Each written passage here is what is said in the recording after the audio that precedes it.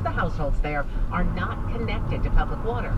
This grant would start to change that. Larry Foster is the manager of the Jackson County Water Company. We're trying to get to a point where you can't say that these people don't have water. Now, that's going to be a long, laborious task. His company is making plans to install bigger pumps, a new water tower, and lay new water lines. That'll directly connect about 24 more households to county water, but still leaves hundreds more without.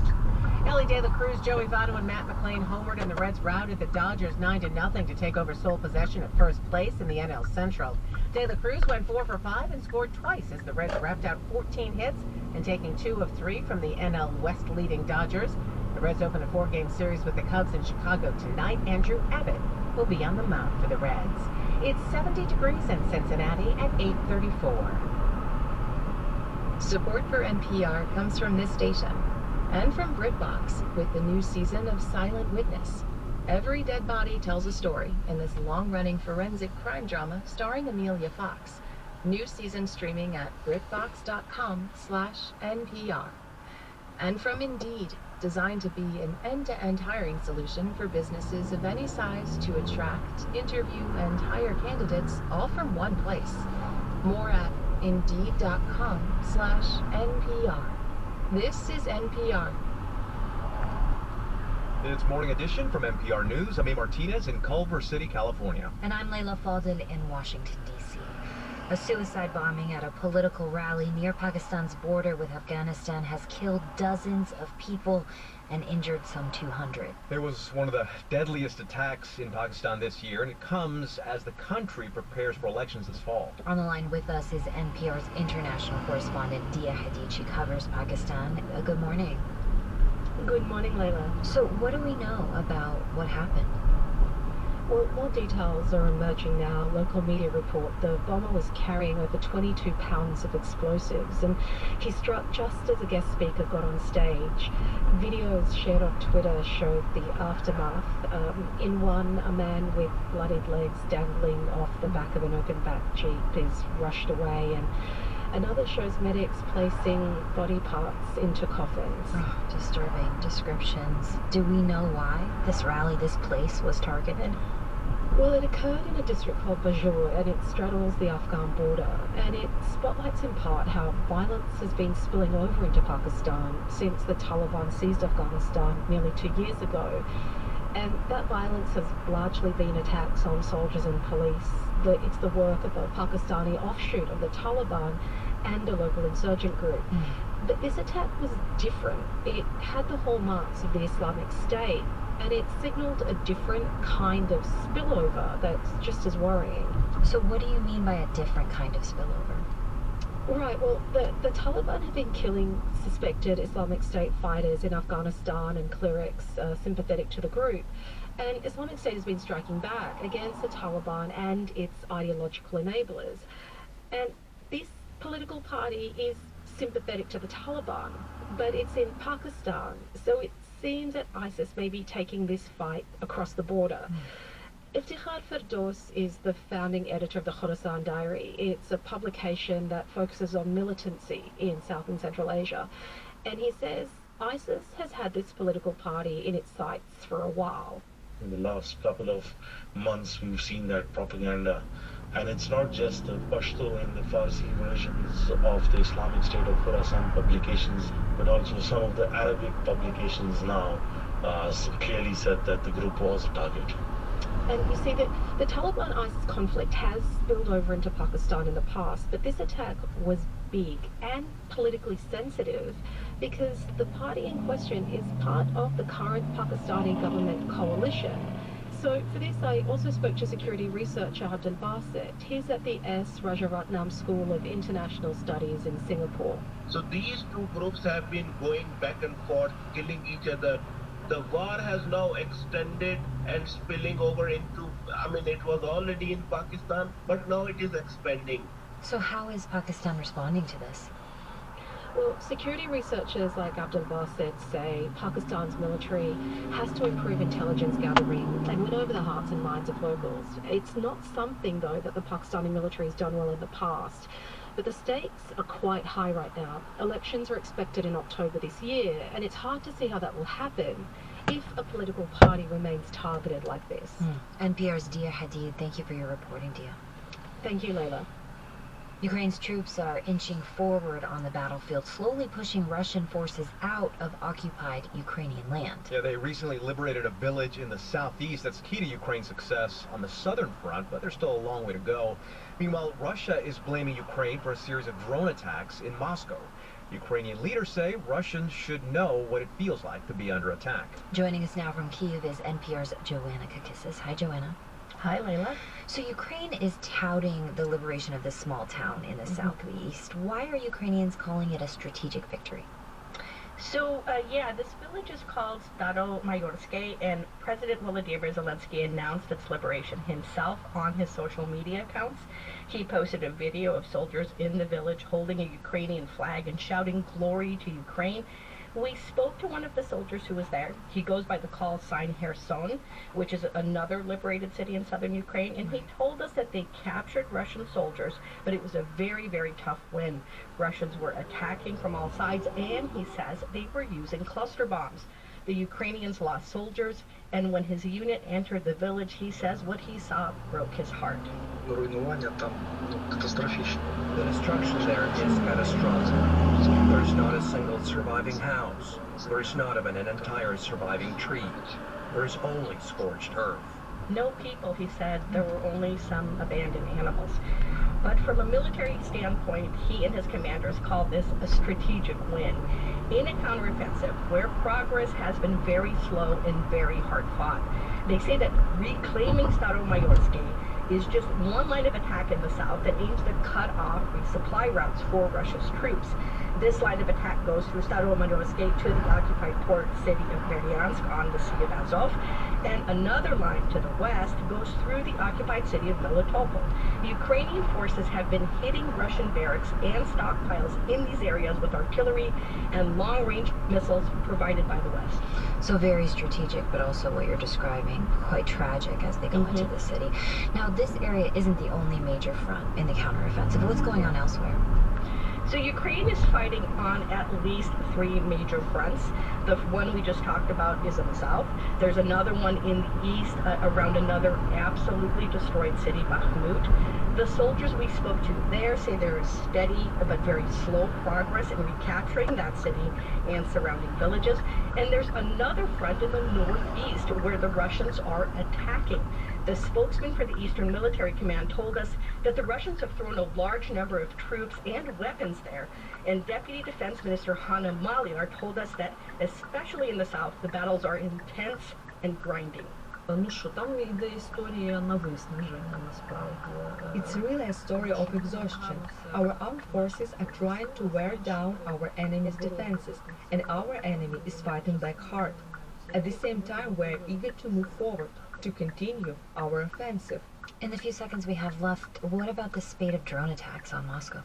So Ukraine is not officially claiming those drone attacks, but after one hit a high-rise in Moscow, President Zelensky said, quote, "War is returning to Russia, and such attacks on Russia's symbolic centers are fair, considering that Russia has been attacking Ukraine cities nearly every day for the last 18 months. NPR's Joanna Kakissis in Kyiv. Thanks, Joanna. You're welcome.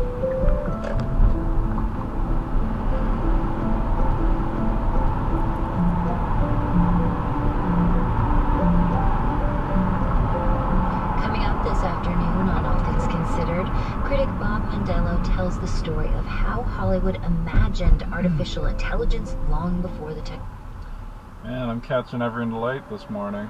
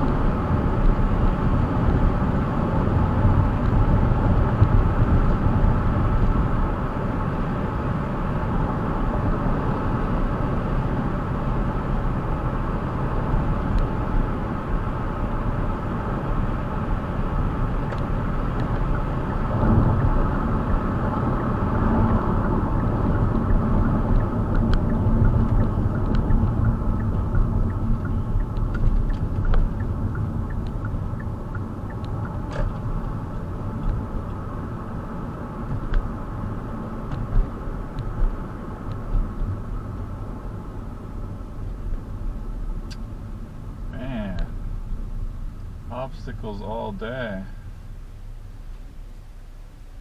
Come on.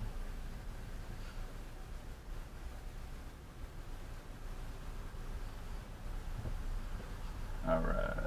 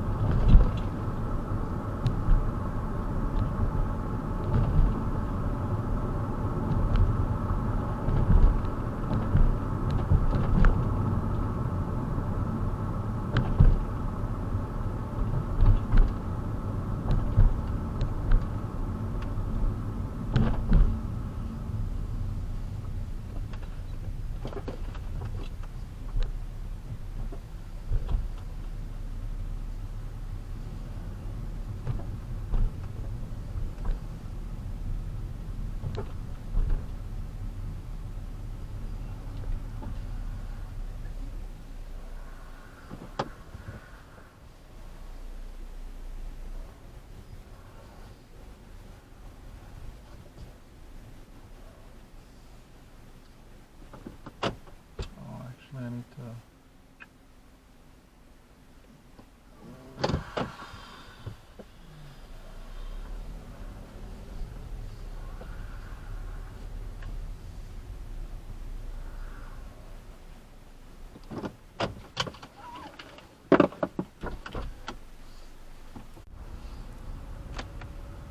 You somehow ended up in the U.S. Yeah. So where have you been living for the past 2 years, and how did that come to be?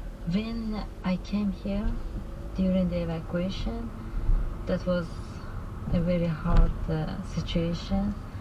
Like even to get up from the house and go to the airport, and then it takes for FTPs like more than about 10 days that we could like go to inside the airport because there were a lot of crowd of people. We came here and we were in a military camp for 2 months, and after that they sent us to in Maryland, the place that I live. Did you have a family, and did your family come with you? I couldn't bring my family. I just could bring my two nieces, and one of them was a police officer, and one of them was she was in college and she studied nursing, and I bring those, but I couldn't bring the rest of my family. Do you have much contact with your other family members? Yeah, every single day we have contact with them. FaceTime or WhatsApp? WhatsApp. Yeah. Most Afghans use WhatsApp. So now it's really danger for our family because they allow us to work for U.S. military, and so most of the girls, like two of the FTPs, the Taliban is have to work over and capture them. So you have been in the U.S. for 2 years, and now you're not sure what happens next. But there's a chance you could stay. There's something that's been proposed called the Afghan Adjustment Act. How are you feeling about what happens next for you? I think it's important for me, the Afghan Adjustment Act, because I want to join to U.S. military, but I can't because I don't have my permanent status. I think the important thing is my reunification of my family. I want to bring them here, but because I don't have permanent status, I can't do that. It's the same for the other FTPs. You know, you're trying to come into the country at a time when there's a lot of pushback in the United States to migrants and migration. Yeah. What do you think that means for your chances of being able to stay permanently? There are a lot of people, like they don't have like good situation in their country and they want to come here, and everybody understands this. But I think there is difference between Afghans and other people because we were allies, the Americans allies more than they about 20 years. And a lot of people, Afghan people, they risk their life to work with U.S. military and help them. You think Afghans should be a priority? Yep. Manos Akbari was the commander of the Afghan military's female tactical platoon. Thank you for coming to the studio. Thank you so much. The month of July has broken records with extremely high temperatures all across the U.S. And as heat waves get worse, air conditioning feels like a must-have. But for people who live in public housing, many who are older and chronically ill, that's just not always possible. You see, as NPR's Jennifer Ludden reports, there's no federal mandate that these buildings have AC. When deadly heat hit the Pacific Northwest 2 years ago, some who died were residents of public housing in Portland.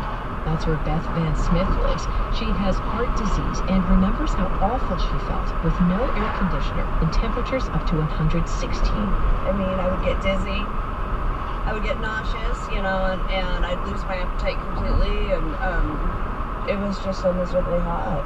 She borrowed a portable AC from her sister, a huge relief, even though she says it was itty-bitty.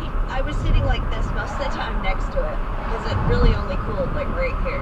Most public housing is decades old, often built before central air, and it'd be incredibly expensive to add that now.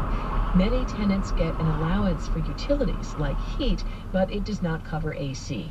Deborah Thrope of the National Housing Law Project says when people do get their own air conditioner, they mostly pay for it themselves. That's when we start seeing families paying well above 30% of their income in rent, which makes these programs less affordable. Texas State Representative Diego Bernal remembers the moment he learned this.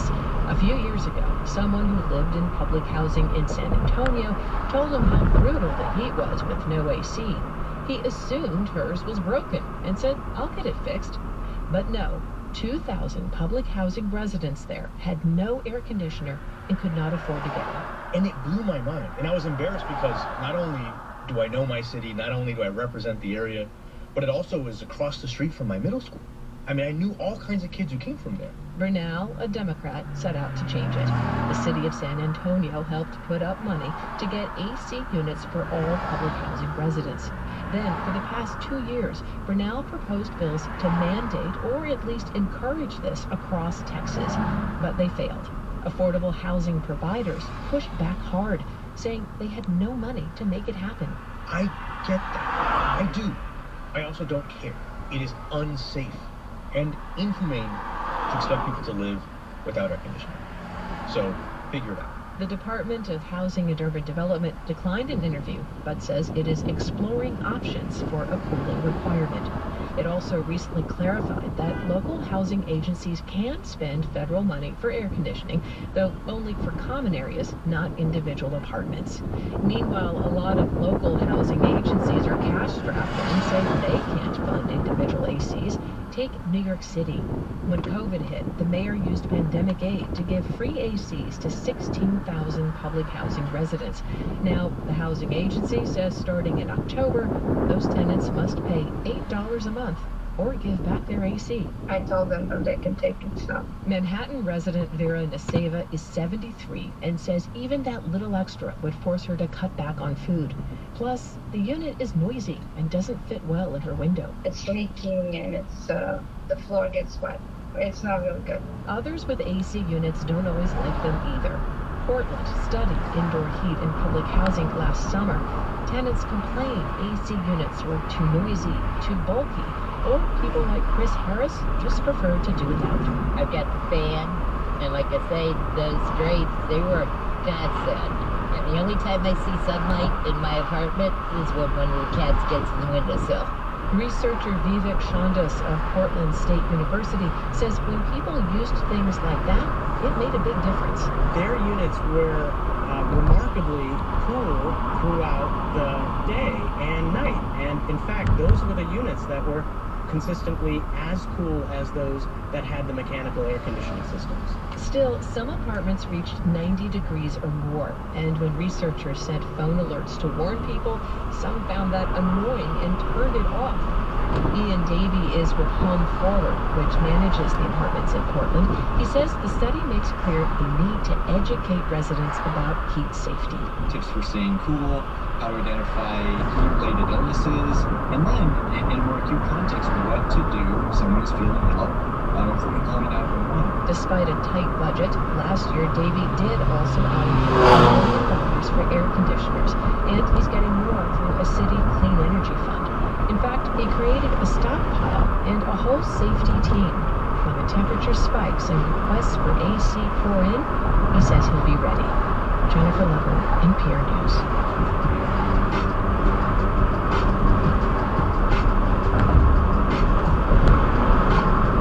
You're listening to All Things Considered from NPR News. Still ahead on WVXU. Republican Congressman and White House insists President Donald Trump can beat the GOP primary. Lots more about the Republican race to dethrone Trump coming up at 5:40. All Things Considered. 91.7 WVXU. Today's programming is made possible in part in memory of longtime listener and Legacy Society member Karen H. Beck, on Brotherhood of Edinburgh Media. Support comes from the University of Cincinnati College of Medicine and UC Physicians, whether developing the latest treatments for meniscus tears or teaching surgeons across the region the most advanced orthopedic procedures. UC Sports Medicine can help you get back into the game. Learn more at med.uc.edu/indispensable.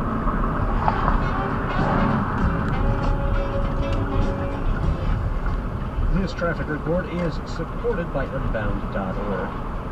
3rd and Clayway Bailey Bridge. Reportable wreck. That's on the Cincinnati side. Eastbound Queen City Avenue at Queen City Bypass. There's a wreck. Ebenezer east of Hayes Road, a wreck. And a report of something in the road southbound 275 before the Milford exit, right around mile marker 55. It's a mattress. From 9, first warning weather. A few clouds tonight, a low near 60. Mostly sunny tomorrow. Look for a high on Tuesday of 84.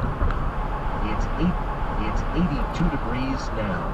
Thank you for joining us for All Things Considered this afternoon on 91.7 WVXU and 88.5 WMUD.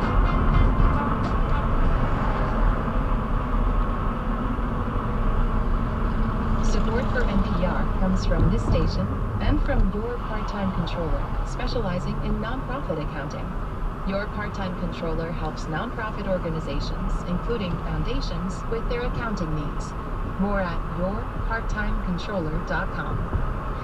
And from Procter & Gamble, maker of Nervive Nerve Relief. Nervive is designed to reduce occasional nerve aches, weakness, and discomfort in hands or feet due to aging. Learn more at nervivehealth.com. This is NPR. From NPR News, this is All Things Considered. I'm Sasha Pfeiffer. And I'm Elsa Chang. Bridget Jones, Jasmine Hill, Aisha Shamsi. I mean, those are just 3 of the many female characters inspired by Elizabeth Bennet from Pride and Prejudice.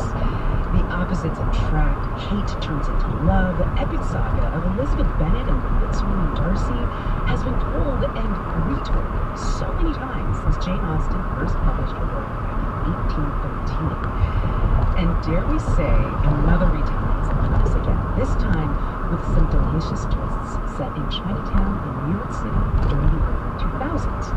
The novel is called Good Fortune, and the author who wraps the timeless tale in a brand new package is C.K. Chow, who joins us now. Welcome.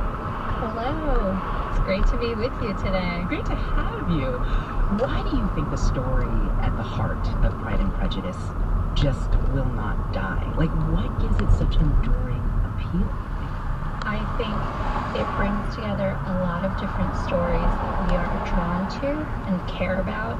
There's a family story at the heart of it. There's a love story. And it's a love story between these 2 leads. but it's also a love story between Elizabeth and her mother in some ways.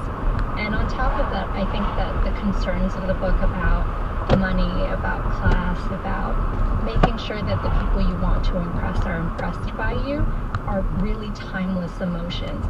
I think it carries you throughout your life, and it ages with you, as all the great stories do. I love the way you put that. There is a lot to relate to. I mean, I can say this about a lot of the English literature I had to listen in school. There was still a part of me that felt left out reading books like Pride and Prejudice. You know, with their English mannerisms and witticisms. Like, I was always thinking, oh my God, Bennett, you would all be horrified if you ever heard mime like that, yelling at each other across night dinner table. Because even the poor people in Pride and Prejudice seem kind of fantasy. Yes, no, I agree. I think she presents a slice of her life and her world that she sees and she understands. And the bones of it are things that we can pick up. But that was why I felt like I could transport it to a place like early 2000s Chinatown. I think so much of the social dynamics and the things that she's talking about in terms of feeling like you need a certain level of wealth to participate in a kind of social game has resonance way beyond, you know, Regency era England. Yeah, and I want to talk about some of the really noticeable ways you chose to deviate from the original script. Like, for starters, tell us why you wanted to make the Bennets an immigrant Chinese family. The Chens. Yes, I will go a little bit further and say it was very important to me to make them a Cantonese American family. I think because of the size of the Chinese American diaspora, we've gotten a lot of narratives that cleave towards certain, you know, migration groups or patterns, and I wanted to see a section of that community that I was very familiar with and that I grew up around, and that was, you know, working class Chinese immigrants who didn't really have an educational background and really worked through it. And I have a deep appreciation for the Cantonese language. It's got a huge footprint here in the United States, and I rarely see it come up in books or in movies that much in a way where it's commented on as anything other than a dialect or a character detail. And I wanted to flesh it out and say I think this language is beautiful and it has a huge role in our community in terms of connecting us all by culture, and I wanted to celebrate that. You know, one thing that has always irritated me about the original story is that it fed into the idea that a woman has to be with the right man to improve her own financial standing. But you create a main character, Elizabeth, who wants to stay very close to her working class roots. Can you say more about that choice? It was really twofold. So on the one hand, I think a lot of modern readers have difficulty with the conflict between Mrs. Bennet and Elizabeth because they think she's being a bit melodramatic, trying to get her daughters married. But if you zoom out a little bit on that concern, it's really a question of her concern for their livelihoods. And to me, when I was thinking about that in terms of what that might mean today, you know, what does it mean if your daughters can't afford to pay their own rent or you can't afford to help them, but they feel like there's an exchange that happens in terms of the immigrant narrative, right? You come here because your kids get the chance to choose something for themselves. Can I just say that is a perfect example of how your book helped me look at the original Pride and Prejudice in a new way? Because in the original book, Mrs. Bennet always annoyed me with her hungry, openly grasping class ambitions. Yes. But then when you recasted Mrs. Bennet as Jade Chen, this immigrant Chinese woman, it made me view Mrs. Bennet more sympathetically because Jade reminded me of my own mother, a Taiwanese immigrant, and I get how my mom, as an immigrant, wants better things for me than she had. Yeah. And that made me look at Mrs. Bennet, the original, with new eyes, which was cool because I never thought of Mrs. Bennet so sympathetically until I read your book. That's fantastic. And I do want to stress that, you know, you should still be annoyed. Like in the way that sometimes your parents can annoy you. Oh yeah, Jade triggered me, don't you worry. There was some mother-daughter trigger. Yes, exactly. But the annoyance has to be something that you can contextualize later, like, oh.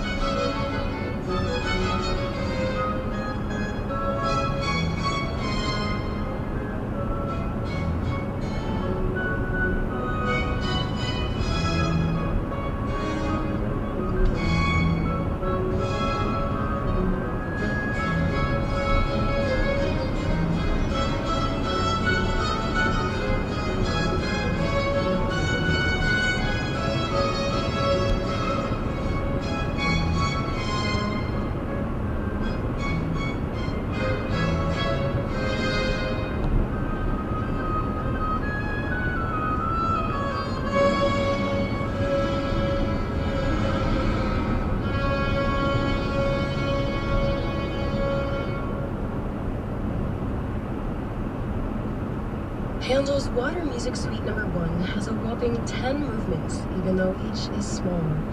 On WGUC, that rendition was performed by the English Baroque soloist with conductor John Elliott Gardner. Some traffic here in Cincinnati. I have a wreck on 3rd Street at the Claywade Bailey Bridge, a wreck on Ebenezer Road east of Hayes Road, and a wreck on Queen City Avenue eastbound at the Queen City Bypass.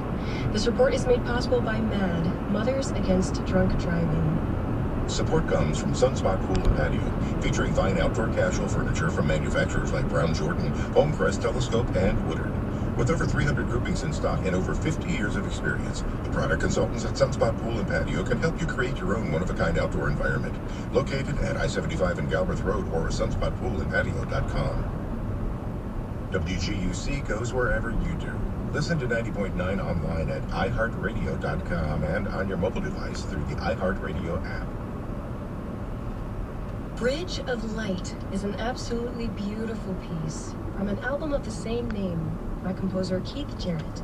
And it was commissioned and premiered by violist Patricia McCarty, who you'll hear here with the Fairfield Orchestra on your companion 90.9.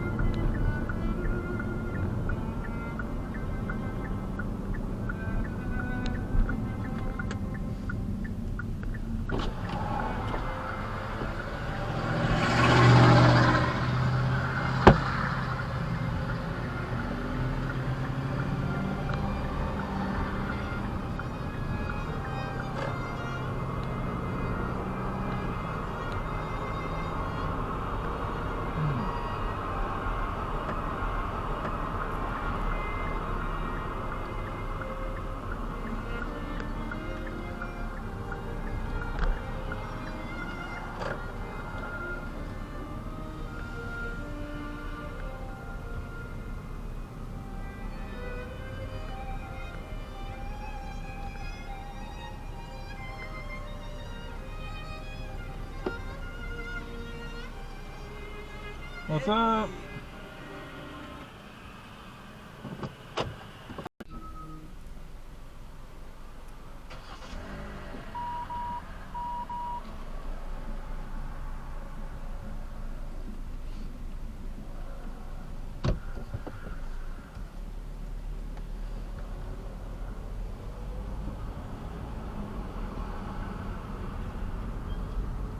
Alright, back to Hamilton.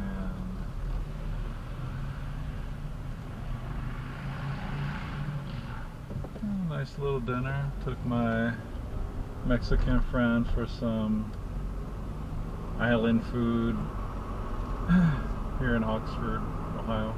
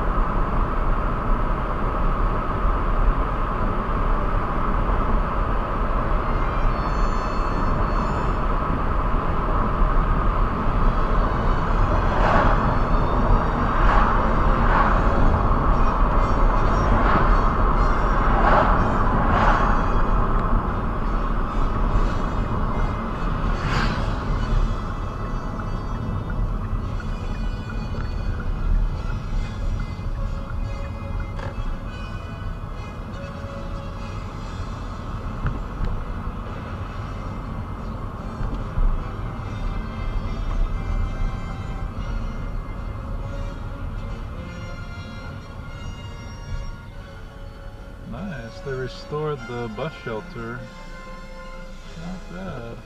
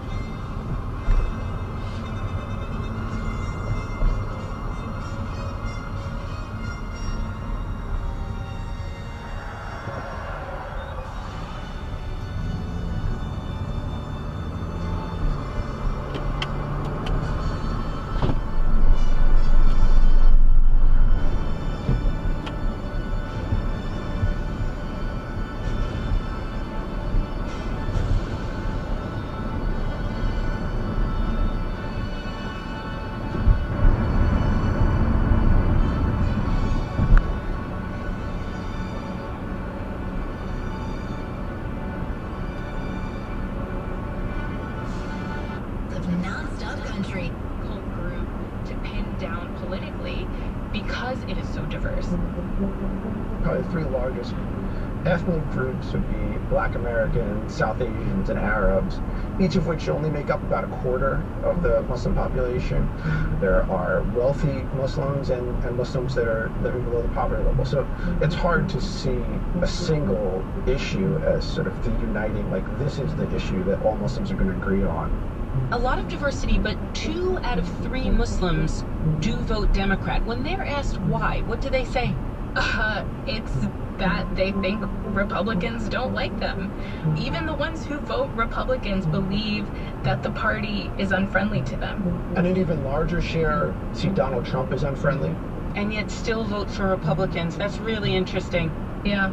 But Muslims don't think Democrats love them either. That's the other interesting part, right? Like, when you survey Muslim Democrats, roughly half say that neither party is friendly towards Muslims in America. So in short, this is a group that does not squarely align or identify with either political party. Muslims tend to be sort of more aligned with the Democratic Party on questions about size of government, questions about whether government should do more to help the poor. Then, on the other hand, they tend to be somewhat socially conservative on questions like homosexuality, same-sex marriage, and some of these questions, and to that extent, they're more aligned with the Republican Party. The Pew Research Center has consistently asked the question, should homosexuality be accepted by society? They've asked this question for years, and Muslims have pretty consistently been about 10 to 15 points less accepting than the broader American public. And by the way, when these book debates happen, they also motivate religious debates. So as the opt-out fight in Montgomery County gets underway, there's a very aptly timed joint statement published by a group of Muslim scholars. And it's called Navigating Differences, Clarifying Sexual Ethics in Islam. And the piece really reaffirms traditional views on gender and sexuality. Sex takes place in the confines of marriage. Marriage happens between a man and a woman. And when this joint letter came out, my social media feeds were on fire. There were Muslims who saw this as a really brave affirmation of tradition, especially as the public moves in a different direction. And then there were Muslims on the other side who were livid about this. They saw this as a remarkable level of organization among Muslim scholars to basically single out LGBTQ people and kind of pretend like LGBTQ Muslims don't exist. And like the visibility of LGBTQ Muslims was something that I also heard from Abdul Khan, the queer Muslim parent from earlier, and he said it with respect to the book debate. I think some of the damage that's happening here is that within our community, we're not acknowledging that there's LGBTQ folks that are Muslim, and that by doing some of the things, the message that you're sending to people in your community is that you're not worthy of having a platform. You're not worthy of being in this community, and I don't understand, like, we don't push people away from Islam, but this is just a great way to do it. For Muslim parents in Montgomery County who hold traditional views on gender and sexuality, this issue is important enough to them that they are galvanizing outside the school board, that they are speaking at these meetings, that they are reaching out to other religious groups, that they're doing interviews on Fox News. And they're really willing to do it regardless of whether the school board or other members of the Muslim community think that they're being co-opted by bigots. And I think that people like Raif, who is a former public school teacher, sincerely believe that opting out is an accommodation that will ultimately keep people of different backgrounds happy and staying in the public school system. And maybe it teaches another lesson that goes beyond inclusion, which is that not everyone will like you and not everyone's really going to get you. If someone opted out of a class about the 5 pillars of Islam because they said this conflicts with my religious beliefs, would you feel like that's fair? Would that still be protecting plurality in the school? I would fully support it, because my child's self-worth is not dependent on someone else's celebration of them. And if it really did contradict their sincerely held religious beliefs, I would 100% support their right to opt out. You're an American Muslim, Halima, and I know we talked at the beginning about why you were interested in all of this. We are a country divided over many, many, many things, and now we have another one here. What did you take away from all of this? I think what I take away is that schools are battlegrounds of social change. So I think, like, public school districts have to contend with that. There are going to be more Montgomery counties. This country is becoming increasingly diverse, and I just don't think that there's going to be any way around these debates. All of these school districts will have to decide between opt-out policies or controversial blanket policies that they believe might serve the greater good. And the stakes of this are very high. I mean, the fact that Muslim parents are considering pulling their kids out and sending them to private or parochial schools suggests that if districts don't walk this line very carefully, they could lose some of their diverse populations, and I think that would undermine some of the beauty of public schools.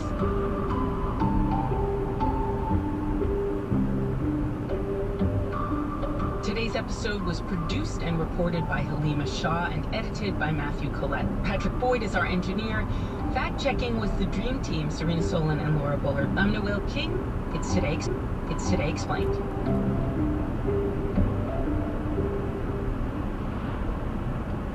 Today Explained is supported by Indeed, whose hiring platform can help businesses attract, interview, and hire candidates efficiently. More at Indeed.com/credit. Good evening, it's 7:58. This is 91.7 WVXU. I'm Pam Temple.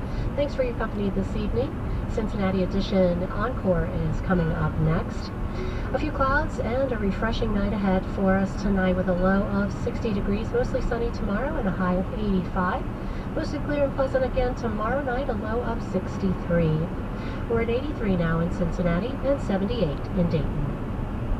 On the next Radio Lab, we dance the forbidden dance between sweet, calming order and Oh my God. chaos. Yes, extinct. 3 stories It's like a microbial Game of Thrones. about our natural world and the harmonious pattern underneath it that may or may not exist. Life in a barrel. That's on the next Radio Lab. Saturdays at 3 o'clock on 91.7 WVXU. Sure, the 90-second Naturalist is all about animals and plants, but it's also about us humans. After all, what creature is more amazing? We're the most creative and destructive, intelligent and foolish, loving and hateful beings on Earth. And we've come to have a significant effect, good or bad, on everything we touch. I'm Dane Maynard. Tune into the 90-second Naturalist and find out how we're interacting with the natural world today. Weeknights at 9 on 91.7 WVXU Cincinnati. Media can play a huge role in your day, whether you listen to the radio, watch TV, go to the movies, read newspapers or magazines, or check it all out on your phone. I'm John Keeswin. Media is my passion, and local media is my beat. Who's coming and going, who's appearing next on the small or big screen, or taking part in the latest hot show. If you're curious about our area's broadcast scene, I'll provide you the latest news and help answer your questions about local media on my blog, Media Geek, at wvxu.org. 91.7 WVXU Cincinnati and 88.5 WMUP Oxford. News from Cincinnati Public. This is Cincinnati Edition on 91.7 WVXU. I'm Lucy May. We saw the hottest day on record this summer, and millions of people across the United States have been exposed to dangerous high temperatures over the past few weeks. We'll talk about the risk of extreme heat, which kills more people than any other weather hazard, and hear what all of us can do to stay safe when the temperatures soar. We'll also discuss another risk factor for summer, drowning. It's the #1 killer of young children, and disparities in deaths among some racial groups have worsened. While drownings increase during the hot summer months, we'll hear why efforts to address the problem are lagging, and talk about what can be done. That's next on Cincinnati Edition. First, the news.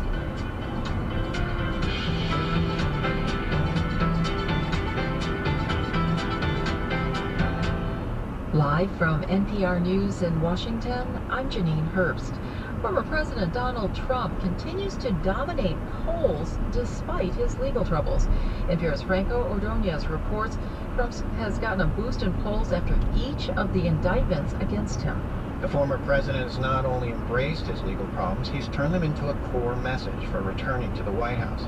It's a strategy that has paid off, at least politically. He had just 43% of the vote in Republican polling a few weeks before being indicted in a hush money scheme, according to Real Clear Politics.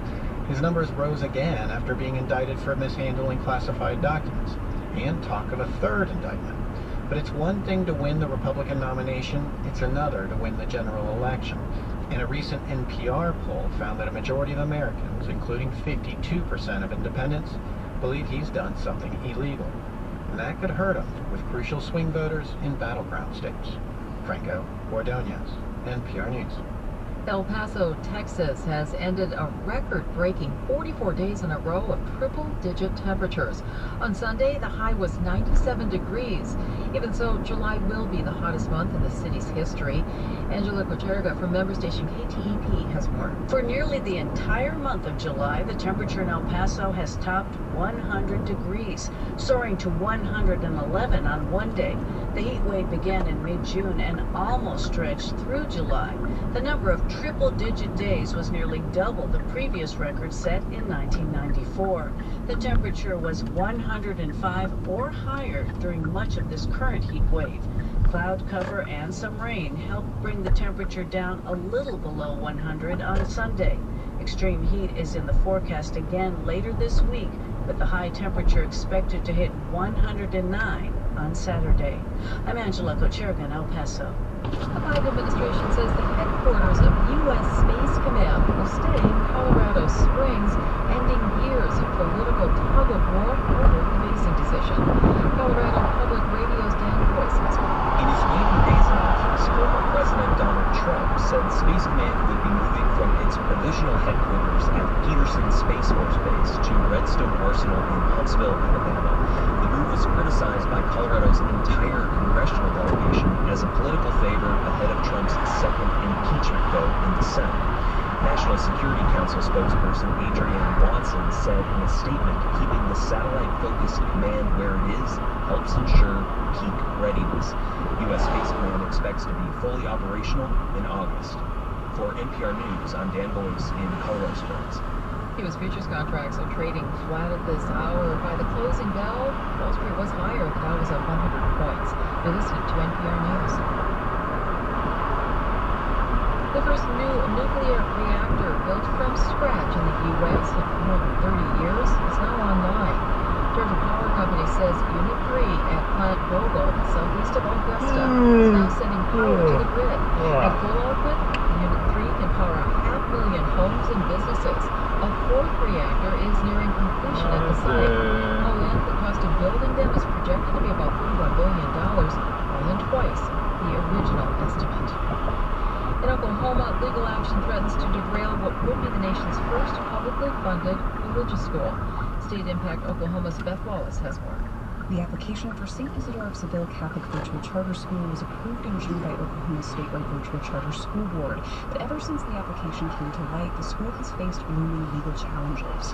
Now, 9 Oklahomans and a nonprofit public school advocacy group have filed a lawsuit against the school board and related parties.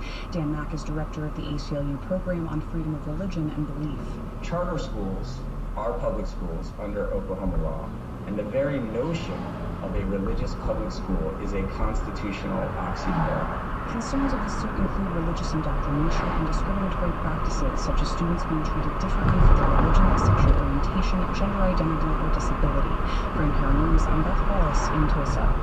Crude oil prices were higher by the close, gaining 1.6% and at $81.89 a barrel.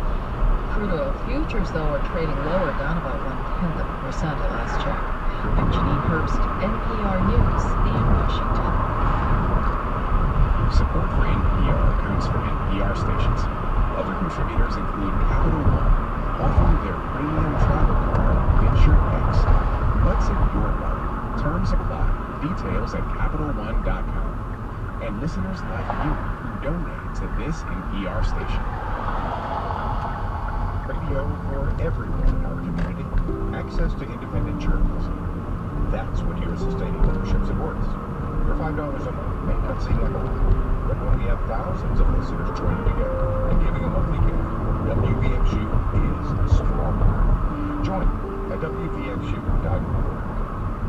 This episode of Cincinnati Edition was pre-recorded, so we can't take calls right now.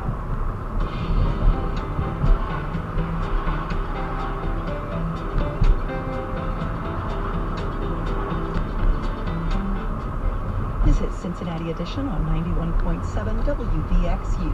I'm Lucy May. Drowning is the leading cause of death for children between the ages of 1 and 4. That's despite 30 years of federally funded educational programs and campaigns designed to raise awareness and save lives. While overall drowning rates have plateaued across the country, drowning deaths for some racial groups have gotten worse.